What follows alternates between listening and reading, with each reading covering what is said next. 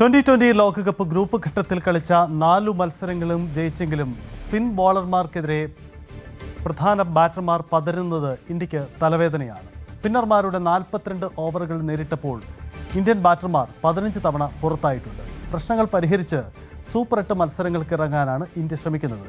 ഏറ്റവും നിർണായകമായ സൂപ്പർ 8 പോരാട്ടത്തിന് ഇന്ന് അഹമ്മദാബാദിലെ നരേന്ദ്രമോദി സ്റ്റേഡിയം സാക്ഷ്യം വഹിക്കും.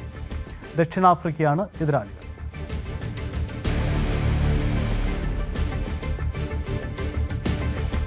പി രംഗനാഥൻ നമുക്കൊപ്പം ചേരുന്നുണ്ട്.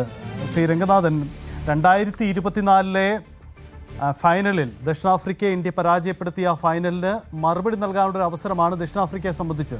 യഥാർത്ഥത്തിൽ ഇന്ത്യ തികഞ്ഞ ഫോമിലാണ്. എന്ത് പ്രതീക്ഷിക്കണം ഇന്നത്തെ മാച്ചിൽ? ഇന്നാണ് ഒരു ഫൈനലിന്റെ പ്രതീതി എന്ന് നമുക്ക് പ്രതീക്ഷിക്കാം. കാരണം രണ്ട് ടീമുകളും ഒരു തുല്യ ശക്തി, അതാണ്. പ്രത്യേകിച്ച് സൗത്ത് ആഫ്രിക്ക അവരുടെ ഏറ്റവും മികച്ച ഒരു ടീമാണ് ഇപ്പോൾ ഉള്ളത്. മക്രം നയിക്കുന്ന ടീം. അത് മാത്രമല്ല, അവരുടെ ബോളിംഗ് അറ്റാക്ക്, നോർക്കെ ആയാലും റബാഡെ ആയാലും ഏറ്റവും മികച്ച, ജാൻസൺ ഉൾപ്പെടെയുള്ളവരുടെ ആ ബോളിംഗ് അറ്റാക്ക്. അപ്പൊ ഏറ്റവും മികച്ച ഒരു ടീം സൗത്ത് ആഫ്രിക്ക. മില്ലർ അടങ്ങുന്ന അവരുടെ കരുത്തരായിട്ടുള്ളൊരു ബാറ്റിങ്ങും ബോളിങ്ങും, കൂടാതെ ഏറ്റവും മികച്ച രീതിയിൽ ക്ലിന്റൺ ഡിക്കോക്ക് ആയാലും അവരുടെ ആ രീതിയിൽ നോക്കുകയാണെങ്കിൽ ഏറ്റവും മികച്ചൊരു ടീമാണ് സൗത്ത് ആഫ്രിക്ക.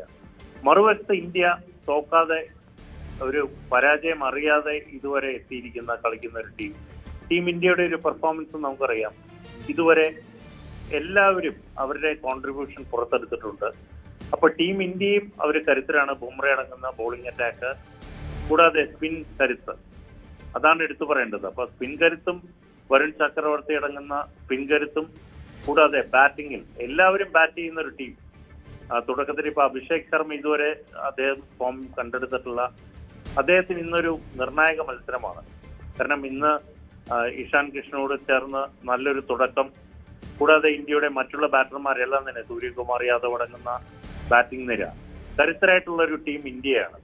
അതുകൊണ്ട് ബാറ്റിങ്ങിലും ബോളിങ്ങിലും ഒരു തുല്യ ശക്തികൾ ഏറ്റുമുട്ടുന്ന ഒരു മത്സരമായിട്ട് ഇന്ന് നരേന്ദ്രമോദി സ്റ്റേഡിയത്തിൽ നമുക്ക് കാണാൻ സാധിക്കും.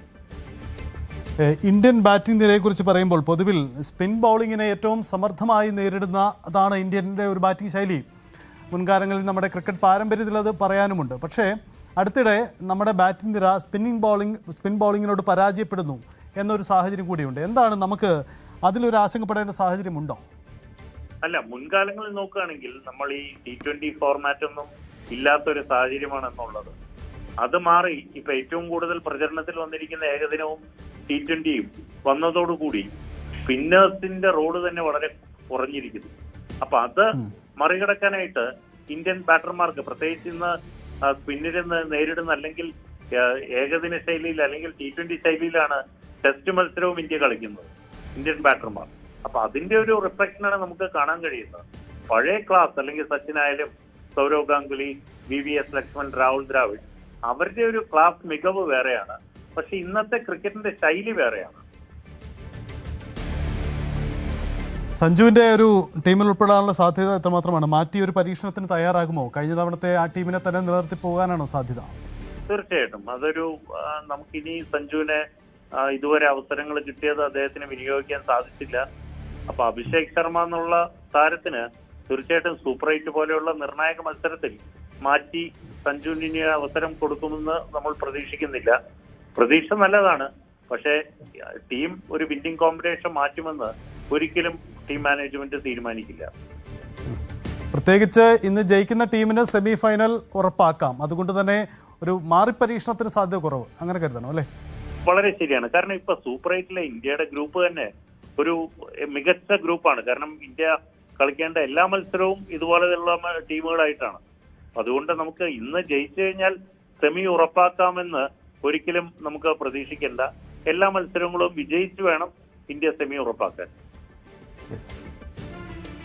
വളരെ നന്ദി. എന്തായാലും ഏകദേശം സൂചിപ്പിക്കുന്നത് പോലെ ഇന്നൊരു മാറി പരീക്ഷണത്തിന് സാധ്യതയില്ല. ഇന്ന് നിർണായകമാണ്. എന്തായാലും 2020 വേൾഡ് കപ്പ് സാധ്യതകൾ ഇന്ന് സെമി ഫൈനൽ പോരാട്ടത്തിലേക്ക് ഇന്നത്തെ ജയിക്കുന്ന ടീമിനെ കുതിച്ചു കയറാം. അപ്പോൾ ഇന്ത്യ ഏറ്റവും കോൺഫിഡൻസിലാണ്. ഒപ്പം ദക്ഷിണാഫ്രിക്കയും ആ കോൺഫിഡൻസ് തന്നെയാണ്. അപ്പോൾ വൈകിട്ട് നടക്കുന്ന മത്സരം നിർണായകമാണ്. കൂടുതൽ വാർത്തകൾക്ക് News 18 Keralam YouTube channel subscribe ചെയ്യുക.